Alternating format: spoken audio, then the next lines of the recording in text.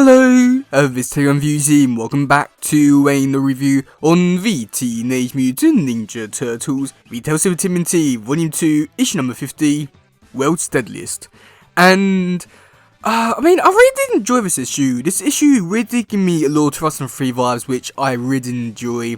And it was a really fun issue because it was dealing with Leatherhead fighting Dr. Marlin. I believe that's what the character is called. And the character, Dr. Marlin, he was from issue number 6 or Tales of Timothy from the first one, and he was the hunter that's going after Leatherhead. And I was quite surprised to see him return, and there's a lot of interesting and fun things in this issue which I wasn't really expecting, and after reading it presented a lot of really fun ideas and stuff which I really did enjoy quite a lot. And I do think that was probably down to the fact that this issue was a lot longer than other issues, but this one was still really great. But yeah, there's a lot of stuff in this one which I really did enjoy, but I really did enjoy it, but something about it, something in the back of my mind that's just telling me yeah, that could be better, but I'm not too sure why. Okay, so we do first start off with this issue, and we do get to see Dante and Leatherhead. They're walking through the sewers, and that's when they're being attacked by Dr. Marlin's people. And this really did give me a lot of vibes from the episode Bishop Gambit. I don't know why, but yeah, and they take Leatherhead, but don't decide to take Donatello. So when Donatello wakes up, he decides to research the people who took him, and it turns out that they're in Australia. So of course the Turtles go off to Australia to go and find him. And yeah, why not? And that's where we do get to see the Turtles trying to find out what's going on in the island. And there was a few mistakes which I did realise on this issue, with certain characters being in different locations, having different weapons and stuff like that. It was a little bit weird to say the very least, but it was still fun to see that they were making these kind of mistakes in this kind of issue, despite this being the big or the next big milestone and stuff like that. So I did find that to be quite weird and also fun. So there's that. But then we do get to see this big group of villains. They're all here and they're wondering what's going on and stuff like that. And Dr. Marlin reveals to them basically they're all here because they claim that they are the most deadliest person on the world, and yet they're being more or less hiding away from the government because what they do is quite illegal. So Dr. Marlin wants to prove to everyone that he's sort of the strongest, but also wants to see which hunter is the strongest. And whoever wins will actually be able to leave the island.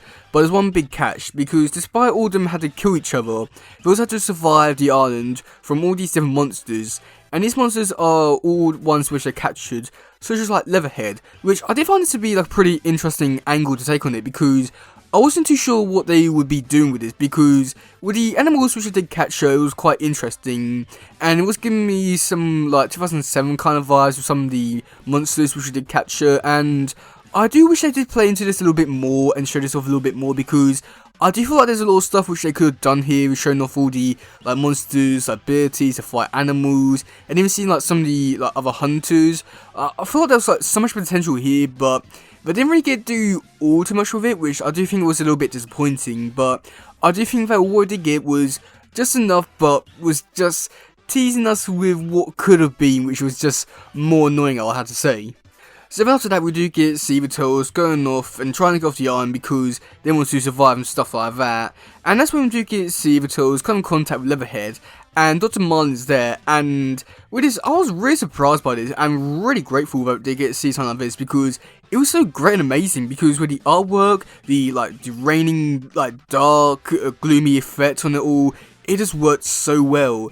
And in this bit here, we do get to see Leatherhead. He picks him up and is all angry, and then we'll tell him oh no, don't kill him, no, you're better than that and all that. And then Leatherhead just throws him off the building, which I love, because yeah, it's Leatherhead. It just doesn't seem like the kind of thing which he would do. Yeah, and also I must admit, it does feel a little bit weird with Leatherhead kind of story, because with the Mirage Leatherhead, he's all over the place, because sometimes he's good, sometimes he's evil, and then most of the time he's somewhat in between. So with this one, it was just somewhat okay, so is it a good one or a bad one? But Yeah, I mean, I just love the fact that he just throws him off the building just because he's angry. It just, yeah, it just works well enough to be like a good ending to this whole story arc, but at the same time, I feel like there was a lot more they could have done, actually make it like a proper good battle between Dr. Marlin and Leatherhead, and actually make it like a proper good, proper battle, because I do feel like there was like something there for it to be a pretty interesting battle, but yeah, he just like lobs him off the building, which was just like great, but just yeah, it's just so amazing for quite a few different reasons. But I feel like there's definitely ways they could have improved it. So I enjoyed it enough, but I feel like there's definitely elements where they could have improved quite a lot. But then after that, we do get to see some people, they show up to like return Leatherhead and the Toads home, and I must admit, this bit here was, I was shocked by it, but at the same time, I didn't really care for this bit here, just because in this bit here, we do get to see some men, and they're being revealed to be some men from issue 6 of the Tales of TMNT, Volume 1, which I haven't read that issue in quite a while, so I honestly forgot about those guys, and after reading, I was just like, huh, that's kind of cool that they're bringing back a lot of like continuity from the issue, which is really great. But at the same time, I feel like a lot of people probably forgot about those guys. And with this bit here, I don't know, because this sounds something pretty interesting, where saying, oh yeah, you know, like, we protect you guys, we protect all these kind of monsters, these rare extinct animals, we protect you. And I feel like that's pretty cool, but at the same time, there's a part of it was just like, okay, well, if you're doing that, then like, why haven't Toads seen them? And I don't know, something about it just feels like they just like sort of taking away the importance of the Toads in a way, sort of like maybe like saying, I don't know, hopefully you can understand where I'm coming from, where like, even though like there's people out there trying to hunt them down, they take them out and Toads don't know about it. It just feels a little bit weird, but yet they won't do anything about the Foot Clan and stuff like that. But there's a lot of stuff like that which I'm just like, huh, that's cool, but you could have done a lot more different things. So there's that to all of it. But yeah, I mean, overall this whole issue, it was a really great fun one to read, and I really did enjoy this one. There was a lot of stuff which I really did enjoy. The artwork for this issue, quite enjoyed that as well. I don't think this artist has been on Tales before, but I'll definitely like to see this artist return, because they have like a really like great like art style, and also like a great way, like, I want to see like creating the atmosphere, the mood, the setting, and stuff like that for it, which like works really well for this story. And I feel like something like this could work really well for like other stories, which I'd definitely like to see, because I do see like a lot of potential in the artwork for making like really great stories.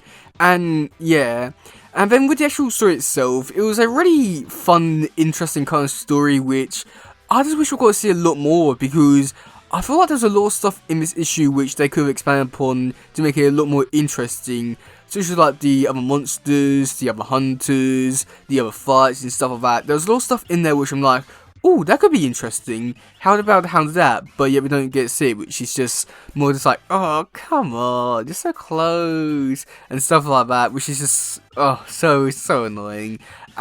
Yeah, I mean, there's like a lot of stuff like that, which I'm just like, oh, I really did enjoy that. Ah, it's okay, so it's only that long. Okay, great. So, yeah, let me know in the comment section below, what do you think about this issue? Do you like it? Do you not? Do you like this Hunger Games type of thing and stuff like that? And, yeah, that's gonna be for today, guys. If you just please share, like, subscribe, and all that stuff. Goodbye, yo, bye.